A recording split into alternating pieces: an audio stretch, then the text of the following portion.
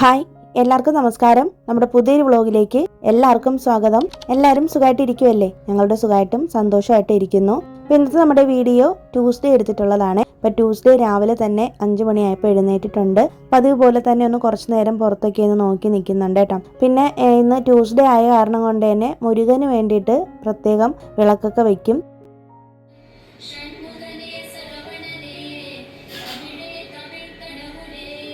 പിന്നെ ഇന്ന് നമ്മുടെ വീരപുരം മുരുകൻ കോവിലൊക്കെ പോകുന്നുണ്ട് കേട്ടോ. അപ്പോൾ അതൊക്കെയാണ് ഇന്നത്തെ വീഡിയോ. പിന്നെ മെയിനായിട്ട് നമ്മൾ ഇന്നൊരു റെസിപ്പിയും കൂടി കാണിക്കുന്നുണ്ട്. പനീർ ഫ്രൈഡ് റൈസ് ആണ്. ഇത് സിമ്പിളാണ് കേട്ടോ. അപ്പോൾ ഞാൻ ഫസ്റ്റ് ടൈമാണ് പനീർ ഫ്രൈഡ് റൈസ് വീട്ടിൽ ട്രൈ ചെയ്യുന്നത്. അപ്പോൾ ഞങ്ങളിങ്ങനെ പുറത്തൊക്കെ പോകുന്ന സമയത്ത് വെജ് കഴിക്കുന്ന സമയത്ത് കൂടുതലും പനീർ ഫ്രൈഡ് റൈസ് ആണ് ഞാനും ആമിയും കഴിക്കുന്നത്. ഫസ്റ്റ് ടൈം വീട്ടിലൊന്ന് ചെയ്ത് നോക്കാമെന്ന് കരുതി. അപ്പോൾ അതിന് വേണ്ടിയിട്ട് രാവിലെ തന്നെ ബാസ്മതി റൈസ് വെള്ളത്തിൽ കുതിർക്കാനായിട്ട് ഇട്ടിട്ടുണ്ട്.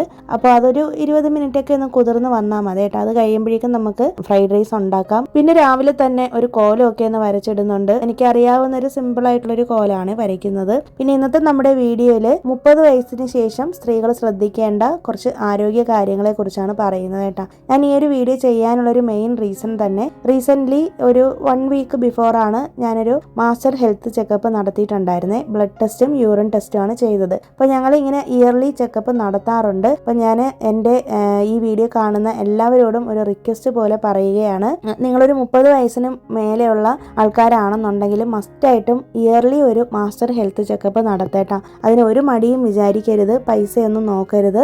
കാരണം 30 വയസ്സിന് ശേഷം സ്ത്രീകൾക്ക് ഒരുപാട് പ്രശ്നങ്ങൾ ഉണ്ടാകുന്നുണ്ട് ഇപ്പോഴത്തെ ലൈഫ് സ്റ്റൈലും കാര്യങ്ങളൊക്കെ വെച്ചിട്ട്. അപ്പം ഞാൻ ഒരു മാസ്റ്റർ ഹെൽത്ത് ചെക്കപ്പ് ചെയ്യാനുള്ളൊരു റീസൺ തന്നെ എൻ്റെ ഹസ്ബൻഡ് കുറേ വർഷങ്ങളായിട്ട് ഇത് ഫോളോ ചെയ്യുന്നുണ്ട് കേട്ടോ. അപ്പം ഞാൻ കഴിഞ്ഞ വർഷം തൊട്ടാണ് ഇത് സ്റ്റാർട്ട് ചെയ്തത്. അപ്പോൾ എനിക്ക് കഴിഞ്ഞ പ്രാവശ്യം ഇങ്ങനെ നോക്കിയപ്പോൾ വേറെ കുഴപ്പമൊന്നും ഉണ്ടായിരുന്നില്ല. ബ്ലഡ് യൂറിനൊക്കെ നോക്കിയപ്പോൾ ഷുഗറും കൊളസ്ട്രോളും BP-യും എല്ലാം നോർമലാണ്. പക്ഷേ എനിക്ക് വൈറ്റമിൻ ഡിയുടെ ഇൻസഫിഷ്യൻസി ഉണ്ടായിരുന്നു. അങ്ങനെ ഇടയിൽ വെച്ചിട്ട് ഞാനിങ്ങനെ വൈറ്റമിൻ ഡി ടാബ്ലറ്റ് കഴിച്ചുകൊണ്ടിരുന്നതാണ് കേട്ടോ. പിന്നെ നമുക്ക് വൈറ്റമിൻ ഡി ഡെഫിഷ്യൻസി ഉണ്ടാവുമ്പോൾ ഭയങ്കര ക്ഷീണം തോന്നും, മുടി കൊഴിച്ചിലുണ്ടാവും, അതുപോലെ തന്നെ എല്ലിനൊക്കെ നല്ല വേദന തോന്നും, കാൽസ്യം ഒക്കെ കുറയുന്ന പോലെയൊക്കെ നമുക്ക് തന്നെ ഒരു ടയേർഡ്നെസ് ഫീൽ ചെയ്യും കേട്ടോ. പ്രത്യേകിച്ച് സ്ത്രീകളിൽ ഭയങ്കര ഉറക്കം കൂടുതലാണ്. അപ്പം ഈ സിംറ്റംസ് ഒക്കെ കണ്ടപ്പോഴാണ് ഞങ്ങൾ പോയിട്ട് ബ്ലഡ് ടെസ്റ്റ് ചെയ്തത്. അതും നമ്മുടെ ഈ ചാനൽ വഴി നമ്മുടെ ഒരു സബ്സ്ക്രൈബർ കഴിഞ്ഞ വർഷം ഇങ്ങനെ സജസ്റ്റ് ചെയ്തു വൈറ്റമിൻ ഡി ടെസ്റ്റ് ചെയ്യണമെന്നുള്ളത്. അപ്പോൾ അങ്ങനെ പോയതാണ് ഞാൻ. അപ്പോൾ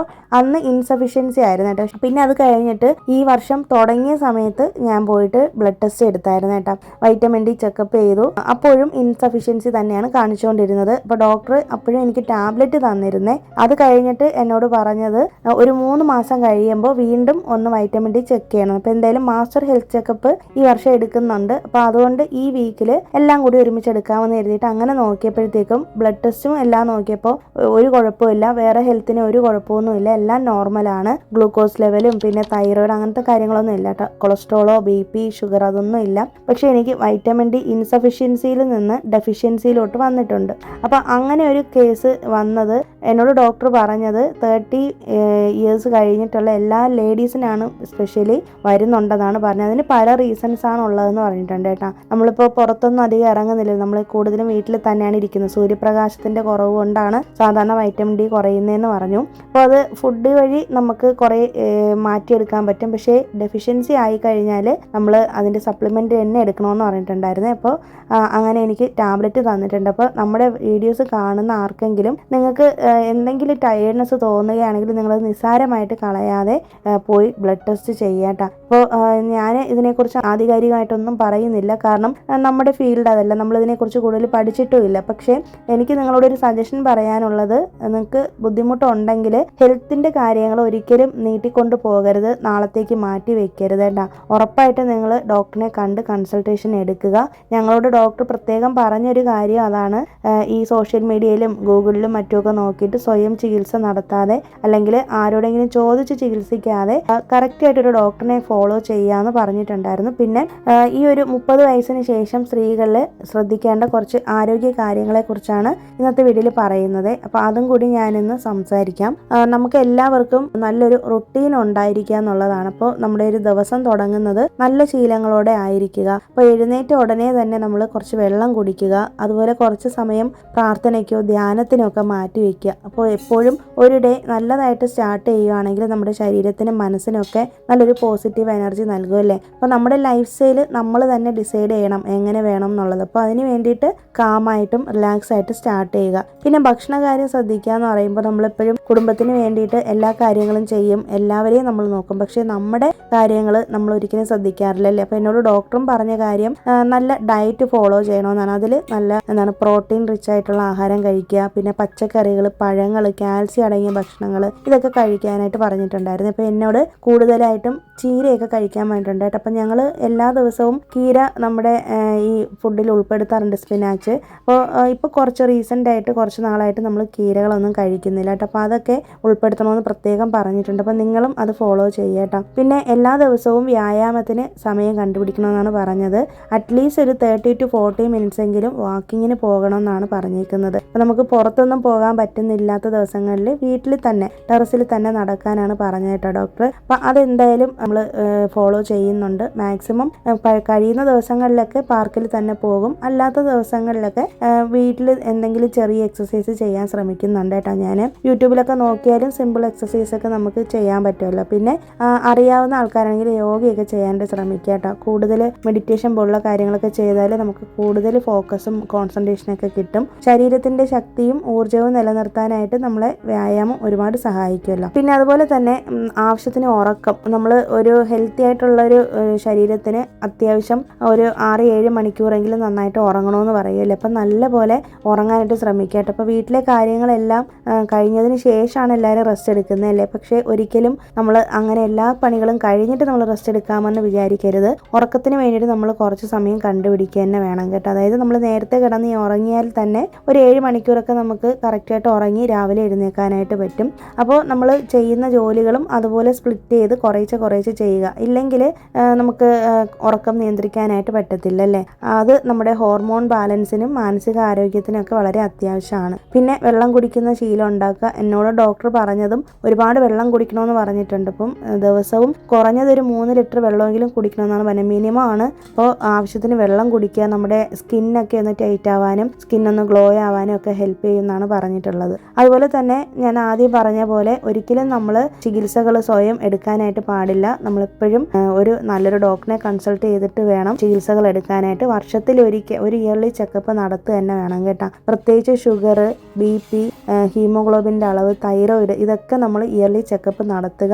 അത് നടത്തി നമുക്ക് എന്തെങ്കിലും പ്രശ്നമുണ്ടോ എന്ന് കണ്ടുപിടിച്ചാൽ അതിനനുസരിച്ചുള്ള മെഡിക്കേഷൻസ് സ്റ്റാർട്ട് ചെയ്യുകയും വേണം. അതുപോലെ തന്നെ എല്ലുകളുടെ ആരോഗ്യത്തിന് വളരെയധികം ശ്രദ്ധ കൊടുക്കേണ്ടത് 30 വയസ്സിന് ശേഷമാണെന്ന് പറയും. അപ്പോൾ നമുക്ക് മെയിനായിട്ട് ഇപ്പോൾ എനിക്ക് സംഭവിച്ചതുപോലെ സൂര്യപ്രകാശത്തിൻ്റെ കുറവ് കൊണ്ടാണ് നമുക്ക് വൈറ്റമിൻ ഡിയുടെ ഡെഫിഷ്യൻസി വരുന്നത്. അപ്പോൾ അങ്ങനെ വരുമ്പോൾ എല്ലിനൊക്കെ പ്രശ്നം വരും. അപ്പോൾ കൂടുതൽ കാൽസ്യം അടങ്ങിയിട്ടുള്ള ആഹാരങ്ങൾ കഴിക്കാനായിട്ട് ശ്രമിക്കുക കേട്ടോ. പിന്നെ മാനസികാരോഗ്യത്തിനും പ്രാധാന്യം കൊടുക്കുക. എല്ലാവരെയും സന്തോഷിപ്പിക്കുന്നതോടൊപ്പം തന്നെ നമ്മുടെ സന്തോഷങ്ങളും കണ്ടുപിടിക്കുക. ചെറിയ കാര്യങ്ങൾ നമ്മൾ സന്തോഷം കണ്ടുപിടിക്കുക. ഇഷ്ടമുള്ള കാര്യങ്ങൾ ചെയ്യുക, വായിക്കുക, സംഗീതം കേൾക്കുക, പ്രകൃതിയോട് ചേർന്ന് നിന്നുകൊണ്ട് കുറച്ച് സമയം ചെലവഴിക്കുക. അങ്ങനെയൊക്കെ മാനസികാരോഗ്യം വർദ്ധിപ്പിക്കാനായിട്ട് പറ്റും കേട്ടോ. പിന്നെ അതുപോലെ തന്നെ ചർമ്മത്തിൻ്റെയും മുടിയുടെയും സംരക്ഷണവും നമ്മൾ ഉറപ്പുവരുത്തുക. നല്ല ആരോഗ്യപരമായിട്ടുള്ള ഭക്ഷണം കഴിച്ച് നന്നായിട്ട് ഉറങ്ങുകയും ചെയ്ത് ആവശ്യത്തിന് വെള്ളവും കുടിച്ചു കഴിഞ്ഞാൽ തന്നെ നമ്മുടെ ചർമ്മത്തിനും മുടിക്കും നല്ലൊരു ഹെൽത്ത് കൊണ്ടുവരാൻ പറ്റുമെന്നാണ് പറയപ്പെടുന്നത് പഠനങ്ങൾ. അപ്പോൾ അതുകൊണ്ട് തന്നെ ഭക്ഷണം, ഉറക്കം, വെള്ളം, ഇത് 3ഉം വളരെ അത്യാവശ്യമാണ് നല്ല ചർമ്മത്തിനും മുടിയുടെ സംരക്ഷണത്തിനും വേണ്ടിയിട്ട്. അപ്പോൾ അതുകൊണ്ട് തന്നെ അമിതമായിട്ടുള്ള കെമിക്കൽ പ്രോഡക്റ്റുകളൊക്കെ ഉപയോഗിക്കുന്നതിനേക്കാൾ നല്ലത് കൺസിസ്റ്റൻ്റ് ആയിട്ടുള്ള നല്ല ശീലങ്ങളാണ് വേണ്ടത്. അപ്പോൾ അത് തന്നെയാണ് നമ്മുടെ ലൈഫിൽ നമ്മളെ ഹെൽത്തി ആയിട്ട് വെച്ചേക്കുന്നത്. പിന്നെ സ്വയം സ്നേഹിക്കാൻ പഠിക്കുക. ഞാൻ എപ്പോഴും എല്ലാ വീഡിയോയിലും പറയുന്ന കാര്യമാണ് സെൽഫ് ലവ് എന്ന് പറയുന്നത്. അപ്പോൾ നല്ലൊരു അമ്മയും നല്ല ഭാര്യയും നല്ല വീട്ടമ്മയും ഒക്കെ ആവുന്നതിന് മുന്നേ തന്നെ നമ്മളെ ശ്രദ്ധിക്കണം. അപ്പോൾ സ്വന്തം ആരോഗ്യത്തിന് നൽകുന്ന സമയം ഒരിക്കലും സ്വാർത്ഥതയല്ല, അത് കുടുംബത്തോടുള്ള സ്നേഹം കൂടിയാണല്ലേ. അപ്പോൾ അതുകൊണ്ട് തന്നെ നമ്മൾ എപ്പോഴും നമ്മളെ ശ്രദ്ധിക്കുക, നമ്മളെ സ്നേഹിക്കുക, നമുക്ക് വേണ്ടിയിട്ട് സമയം കണ്ടുപിടിക്കുക. നമുക്ക് നമ്മളിലൊരു കോൺഫിഡൻസ് ഉണ്ട്. നമ്മൾ വെറുതെ വീട്ടിലെ കാര്യങ്ങൾ മാത്രം നോക്കി നടക്കുന്ന ഒരു വീട്ടമ്മയല്ല എന്നുള്ളത് നമ്മളെപ്പോഴും ഓർക്കുക. നമ്മളും ഒരു ഹ്യൂമൻ ബീയിങ് ആണല്ലേ. അപ്പം നമുക്ക് ഒരുപാട് ഇതുപോലുള്ള ആഗ്രഹങ്ങളും കാര്യങ്ങളൊക്കെ വരും. അപ്പം നമുക്ക് തോന്നുന്ന സമയത്ത് സന്തോഷിക്കുക. നമുക്ക് സന്തോഷം കിട്ടുന്ന കാര്യങ്ങൾ കൂടുതൽ ഫോക്കസ് ചെയ്യാനായിട്ട് ശ്രമിക്കുക കേട്ടോ. അപ്പോൾ ഇത്രയും 10 ശീലങ്ങളാണ് ഞാൻ പറഞ്ഞിട്ടുള്ളത്. ഇതിൽ പല കാര്യങ്ങളും ഞാൻ ഫോളോ ചെയ്യുന്നതും ഫോളോ ചെയ്യാത്തതുമാണ്. ഇപ്പോൾ റീസെൻ്റായിട്ട് സ്റ്റാർട്ട് ചെയ്തിട്ടുള്ള കാര്യങ്ങളും ഉണ്ട്. ഡോക്ടറുമായിട്ട് ഞാൻ ഡിസ്കസ് ചെയ്ത കുറച്ച് കാര്യങ്ങളും കൂടിയാണ് കേട്ടോ ഞാനിതിൽ പറഞ്ഞേക്കുന്നത്. അപ്പോൾ എന്തായാലും ഈ വീഡിയോയിൽ പറഞ്ഞിട്ടുള്ള കുറേ കാര്യങ്ങൾ എല്ലാ പോയിന്റ്സും നിങ്ങൾ നോട്ട് ചെയ്ത് വെക്കും, അതുപോലെ ഫോളോ ചെയ്യുന്നു ഞാൻ വിശ്വസിക്കുന്നു. 30 വയസ്സിന് ശേഷമുള്ള സ്ത്രീകൾ എസ്പെഷ്യലി ഇതെല്ലാം ഫോളോ ചെയ്യണമെന്നാണ് പറയപ്പെടുന്നത്. അപ്പോൾ അത് എന്തായാലും നമ്മൾ സംസാരിക്കുന്നതിനിടയിൽ പനീർ ഫ്രൈഡ് റൈസിന് വേണ്ടുന്ന ബാസ്മതി റൈസ് ഒക്കെ വേവിച്ചെടുത്തിട്ടുണ്ട് കേട്ടോ. ഞാനാണെങ്കിൽ ഇതിൻ്റെ ഇടയിൽ റൈസ് വേവിക്കാൻ വെച്ചിട്ടാണ് കോലം വരയ്ക്കാനായിട്ട് പോയത്. അപ്പോൾ ആ സമയത്ത് അരി കുറച്ചൊന്ന് വെന്ത് പോയായിരുന്നേ. അപ്പം അത്രയും വേവേണ്ട ആവശ്യമില്ല. നമുക്ക് ഈ ഫ്രൈഡ് റൈസ് ഒക്കെ ഉണ്ടാക്കാനായിട്ട് ഒരു 1/4 ഭാഗം വെന്താൽ മതി. പക്ഷേ ഇത് റൈസ് നല്ലോണം വെന്ത് പോയി കേട്ടോ. അതിൻ്റെ ഒരു ചെറിയൊരു പ്രശ്നം ഉണ്ടായി. പക്ഷെ എന്നാലും ടേസ്റ്റിനൊന്നും ഒരു പ്രശ്നവും വന്നിട്ടില്ല. അപ്പോൾ അത് നമുക്ക് ഫ്രൈഡ് റൈസ് ഉണ്ടാക്കാൻ വേണ്ടിയിട്ട് ആദ്യമേ തന്നെ പാത്രം ചൂടാക്കി അതിലേക്ക് റൈസ് ബ്രാൻ ഓയിലാണ് ഒഴിച്ചു കൊടുത്തത്. അപ്പോൾ അതിലേക്ക് ആദ്യമേ തന്നെ ക്യൂബ്സ് ആയിട്ട് കട്ട് ചെയ്ത് വെച്ചിരിക്കുന്ന പനീർ ചേർത്ത് കൊടുക്കുന്നുണ്ട്. പനീർ നമ്മളെപ്പോഴും നല്ലോണം കഴുകിയതിന് ശേഷമാണ് കേട്ടോ കട്ട് ചെയ്തെടുക്കേണ്ടത്. കാരണം ഇതിങ്ങനെ ഈ പ്ലാസ്റ്റിക് കവറിൽ വെച്ച് വന്നിരിക്കുന്നില്ല. അപ്പോൾ അതുകൊണ്ട് തന്നെ നല്ലോണം കഴുകിയെടുക്കുക. അതിന് ശേഷമാണ് നമ്മളിത് ഒന്ന് ഷാലോ ഫ്രൈ ചെയ്യാൻ പോവുകയാണ്. അപ്പം ഞാൻ പനീറെല്ലാം ചേർത്തതിന് ശേഷമാണ് ഇതിലേക്ക് ഉപ്പും മുളക് പൊടിയൊക്കെ ഇട്ട് കൊടുക്കുന്നത്. ചിലരാണെങ്കിൽ ആദ്യമേ തന്നെ മുളക് പൊടിയും ഉപ്പും മഞ്ഞൾപ്പൊടിയും ഗരം മസാലയും എല്ലാം ഇട്ടിട്ട് അങ്ങനെ ചെയ്യും. ഞാനിത് ചെയ്യുന്നത് സിമ്പിളായിട്ടുള്ള രീതിയിലാണ് കേട്ടോ. അപ്പോൾ നമ്മൾ ഈ എണ്ണയിൽ തന്നെ ഈ പനീർ ഇട്ടതിന് ശേഷം മുളക് പൊടിയും ഉപ്പും കൂടി ഇട്ട് കൊടുത്തിട്ട് കുറച്ച് ഉപ്പൊന്ന് സ്പ്രിങ്കിൾ ചെയ്ത് കൊടുത്താൽ മതി. ഒന്ന് ഷാലോ ഫ്രൈ ചെയ്തെടുക്കാം ലോ ഫ്ലെയിമിൽ ഇട്ടിട്ട്. അപ്പോൾ അതേ നമ്മുടെ പനീറൊക്കെ ഒന്ന് ഷാലോ ഫ്രൈ ചെയ്തെടുത്തിട്ടുണ്ട്. അതേ എണ്ണയിൽ തന്നെ നമ്മൾ കട്ട് ചെയ്ത് വെച്ചിരിക്കുന്ന ചോപ്പ് ചെയ്ത് വെച്ചിരിക്കുന്ന ഒരു സവോളയും ചേർത്ത് കൊടുത്തിട്ടുണ്ട്. സവോളയും പിന്നെ ക്യാരറ്റും ബീൻസും ഒക്കെ ചേർത്തിട്ട് ആവശ്യത്തിന് ഉപ്പും കൂടി ചേർത്ത് കൊടുത്തിട്ടുണ്ട്. നമ്മൾ ഓൾറെഡി പനീറിൽ ഉപ്പിട്ടിട്ടാണ് എടുത്തേക്കുന്നത്. എണ്ണയിൽ കുറച്ച് ഉപ്പിൻ്റെ അംശം കാണും കേട്ടോ. അപ്പോൾ അതിനനുസരിച്ച് വെജിറ്റബിൾസിൽ ചേർത്ത് കൊടുത്താൽ മതി ഉപ്പ്. അത് കഴിഞ്ഞിട്ട് നമ്മളിതിലേക്ക് സോയാ സോസും ടൊമാറ്റോ കെച്ചപ്പുമാണ് ഒഴിച്ചു കൊടുത്തേക്കുന്നത്. അത് ഏകദേശം 1 ടീസ്പൂണോളം ഒഴിച്ചു കൊടുത്താൽ മതി. അതിനുശേഷം നമ്മളിതിലേക്ക് ഒരു നുള്ള് മുളക് പൊടി ചേർത്ത് കൊടുത്തിട്ടുണ്ട്. അപ്പം മുളക് പൊടി ചേർക്കുന്നത് എന്തിനാണെന്ന് വെച്ചിട്ടുണ്ടെങ്കിൽ ഒരു റെഡ് കളർ കിട്ടാൻ വേണ്ടിയിട്ടാണ് കേട്ടോ. പനീർ ഫ്രൈഡ് റൈസ് വൈറ്റ് കളറിൽ ചെയ്യുന്നെങ്കിൽ നിങ്ങൾ ഈ മുളക് പൊടിയൊന്നും ചേർക്കേണ്ട കാര്യമില്ല. എന്നാൽ പനീർ നമ്മൾ തുടക്കത്തിൽ സോട്ട് ചെയ്തെടുത്തില്ലേ, അത് ജസ്റ്റ് ഒന്ന് ബട്ടറിലിട്ടൊന്ന് സോട്ട് ചെയ്തെടുത്താൽ മതി. എണ്ണയിൽ തന്നെ എടുക്കണമെന്നില്ല കേട്ടോ. ഞാനിപ്പോൾ ബട്ടർ ചേർക്കാത്തതിൻ്റെ കാരണം ഈ പനീർ ഫ്രൈഡ് റൈസിന് ആ ഒരു ബട്ടറിൻ്റെ ടേസ്റ്റ് വരാതിരിക്കും. അപ്പോൾ നിങ്ങൾക്ക് വേണമെന്നുണ്ടെങ്കിൽ ബട്ടറിൽ വേണമെങ്കിലും ചെയ്യാം കേട്ടോ. അപ്പോൾ അതിന് വേണ്ടിയിട്ടാണ് മുളക് പൊടി ചേർത്തത്. അപ്പോൾ നമ്മളിതെല്ലാം ചേർത്തതിന് ശേഷം സോസ് എല്ലാം ചേർത്ത് മുളക് പൊടിയെല്ലാം ഇട്ടതിന് ശേഷം പിന്നീട് നമ്മൾ വേവിച്ച് വെച്ചേക്കുന്ന റൈസും കൂടി ചേർത്ത് കൊടുത്തിട്ടുണ്ട്. റൈസ് കുറച്ച് വെന്ത് പോയി ഞാൻ പറഞ്ഞല്ല, പക്ഷേ ടേസ്റ്റിനൊന്നും ഒരു കുഴപ്പവും വന്നിട്ടില്ല. നല്ല പെർഫെക്റ്റ് ആയിരുന്നു. എന്നിട്ട് ലാസ്റ്റ് നമ്മൾ ഇതിനകത്തേക്ക് നേരത്തെ ഫ്രൈ ചെയ്തെടുത്തിട്ടുള്ള ഷാലോ ഫ്രൈ ചെയ്തെടുത്തിട്ടുള്ള ആ ഒരു പനീറും കൂടി ചേർത്ത് കൊടുത്തിട്ടുണ്ട്. അപ്പോൾ സിമ്പിളായിട്ട് റെഡി ആയിട്ടുണ്ട്. ഇതിനകത്ത് വേണമെങ്കിൽ കുറച്ച് സ്പ്രിംഗ് ഒണിയനൊക്കെ ചേർത്ത് കൊടുക്കാം. ഞാനിപ്പോൾ സവോള അധികം ചേർത്തിരിക്കുന്നതുകൊണ്ടാണ് ഇതിനകത്തേക്ക് സ്പ്രിംഗ് ഒണിയൻ ചേർക്കാത്തത് കേട്ടോ. അപ്പോൾ ഇത്രയേ ഉള്ളൂ, നല്ല സിമ്പിൾ അല്ലേ. അപ്പോൾ ഇതിനകത്ത് വേണമെങ്കിൽ കുറച്ച് കുരുമുളക് പൊടിയും കൂടി ചേർത്ത് കൊടുക്കാം കേട്ടോ. ഞാനത് പിന്നീട് ഇട്ടിട്ടുണ്ടായിരുന്നു, വീഡിയോയിൽ കാണിച്ചിട്ടില്ല എന്നേ ഉള്ളൂ. അപ്പോൾ നല്ല പെർഫെക്റ്റ് ആയിട്ട് നമ്മുടെ പനീർ ഫ്രൈഡ് റൈസ് കിട്ടിയിട്ടുണ്ട്.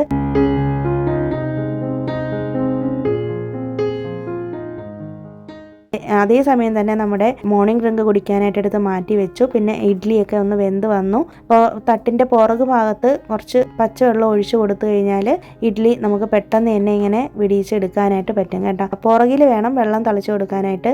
ഇഡ്ഡലിയുടെ മേലെ ഞാൻ പണ്ട് വെള്ളം തളിക്കുമായിരുന്നു, പക്ഷെ അത് ഇഡ്ഡലിക്ക് അകത്ത് വെള്ളം ഇറങ്ങി നിൽക്കുന്ന പോലെ തോന്നും. അപ്പോൾ നിങ്ങൾ പുറകിലാണ് വെള്ളം സ്പ്രിങ്കിൾ ചെയ്ത് വെച്ചേക്കുകയാണെങ്കിൽ ചൂടോടുകൂടി ആ പാത്രത്തിൽ നിന്ന് എടുത്ത ഉടനെ തന്നെ വെള്ളം ഒഴിച്ച് തളിച്ച് വെച്ച് കഴിഞ്ഞാൽ ഇതുപോലെ പെട്ടെന്ന് വിട്ട് കിട്ടും കേട്ടോ. പിന്നെ ഇഡ്ഡലി തട്ടിൽ ഞാൻ കുറച്ച് വെളിച്ചെണ്ണ ഒഴിച്ച് എല്ലാ കുഴികളിലും ഒന്ന് തടവിയതിന് ശേഷമാണ് മാവ് ഒഴിച്ച് വേവിച്ചെടുത്തത്. അപ്പോൾ അതേ നല്ല പഞ്ഞി പോലത്തെ നല്ല സോഫ്റ്റ് ആയിട്ടുള്ള ഇഡ്ഡലിയാണ്, നല്ല ഇഡ്ഡലിയാണ് കേട്ടോ. അപ്പോൾ ഇതിൻ്റെ മെഷർമെൻറ്റ് ഞാൻ വേറൊരു വീഡിയോയിൽ ഷെയർ ചെയ്തിട്ടുണ്ട്, നിങ്ങൾ കണ്ടാൽ മതി. പിന്നെയെന്ന് വെച്ചിട്ടുണ്ടെങ്കിൽ ഈ ഇഡ്ഡലിയുടെ മാവ് ഞാനിതിപ്പോൾ 3ാമത്തെ ദിവസമാണ് ഇഡ്ഡലി ഉണ്ടാക്കുന്നത്. ഇതുവരെയും ടേസ്റ്റിന് ഒരു കുഴപ്പം വന്നില്ല. നമ്മൾ ഫസ്റ്റ് ഡേ ചെയ്യുന്ന അതേ ടേസ്റ്റ് തന്നെയാണ് ഇരിക്കുന്നത്. അപ്പോൾ അതിൻ്റെ ട്രിക്സും കാര്യങ്ങളൊക്കെ ആ വീഡിയോയിൽ നിങ്ങൾ നോക്കിയാൽ മനസ്സിലാവും കേട്ടോ.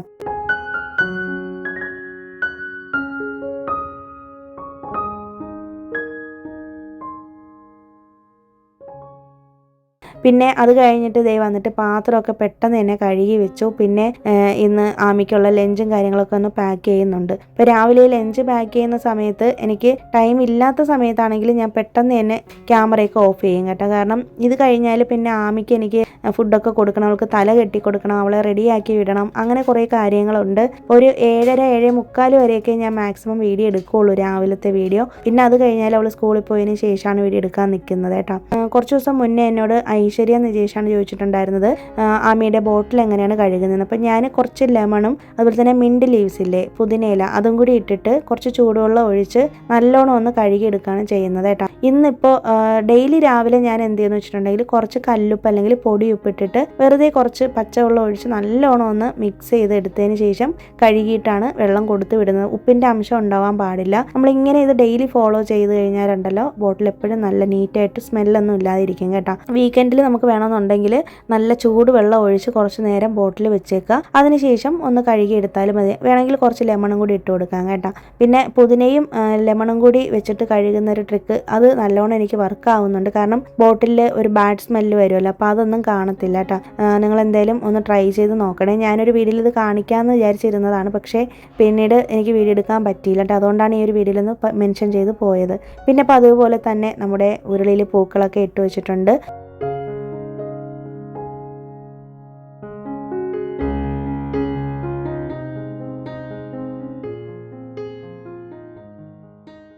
പിന്നെ അതേ ഞാൻ പെട്ടെന്ന് തന്നെ റെഡി ആയിട്ട് നമ്മൾ ക്ഷേത്രത്തിലേക്ക് പോകാൻ വേണ്ടിയിട്ട് ഇറങ്ങിയിട്ടുണ്ട് കേട്ടോ. അപ്പോൾ നമ്മളിതേ പോയിക്കൊണ്ടിരിക്കുകയാണ്. നല്ല ചൂടായിരുന്നു ഇന്നത്തെ ദിവസം.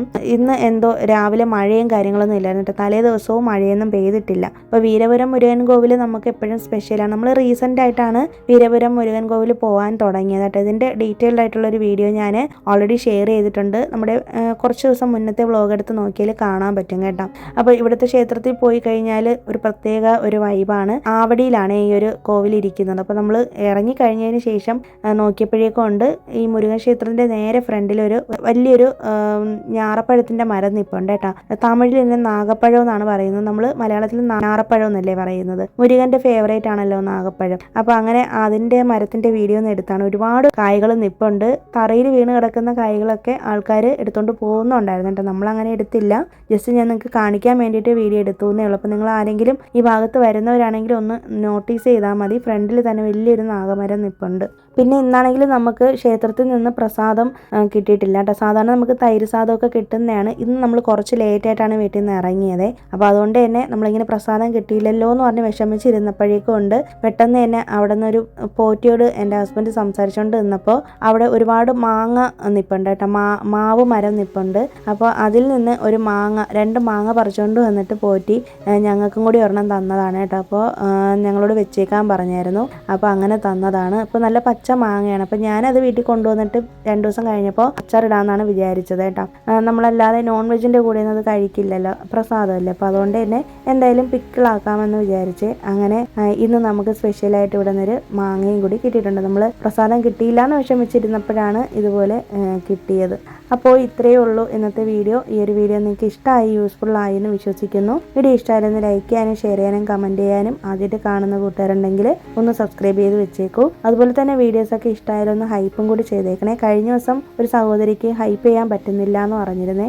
അപ്പോൾ അതിൻ്റെ കാരണം വീക്ക്ലി 3 വീഡിയോസിനാണ് നമുക്ക് ഹൈപ്പ് ചെയ്യാൻ പറ്റുള്ളൂ. അപ്പോൾ നിങ്ങൾ വേറെ ഏതെങ്കിലും ചാനലിൽ ഏതെങ്കിലുമൊക്കെ വീഡിയോസിന് നിങ്ങൾ ഹൈപ്പ് കൊടുത്തിട്ടുണ്ടെങ്കിൽ നമ്മുടെ വീഡിയോസിന് ഹൈപ്പ് ചെയ്യാൻ പറ്റത്തില്ല. അപ്പോൾ നമ്മുടെ വീഡിയോസ് വീക്ക്ലി 3 വീഡിയോ ആണ് വരുന്നത്. അപ്പോൾ 3 വീഡിയോയ്ക്ക് മാക്സിമം ഹൈപ്പ് ചെയ്യാൻ പറ്റുള്ളൂ കേട്ടോ. അപ്പോൾ അതാണ് ഹൈപ്പ് ചെയ്യാൻ പറ്റാത്തത്. അപ്പോൾ പുതിയൊരു വീഡിയോ നമുക്കിനി മൺഡേ വീണ്ടും കാണാം. അതുവരേക്കും എല്ലാവർക്കും ബൈ. Thanks for watching.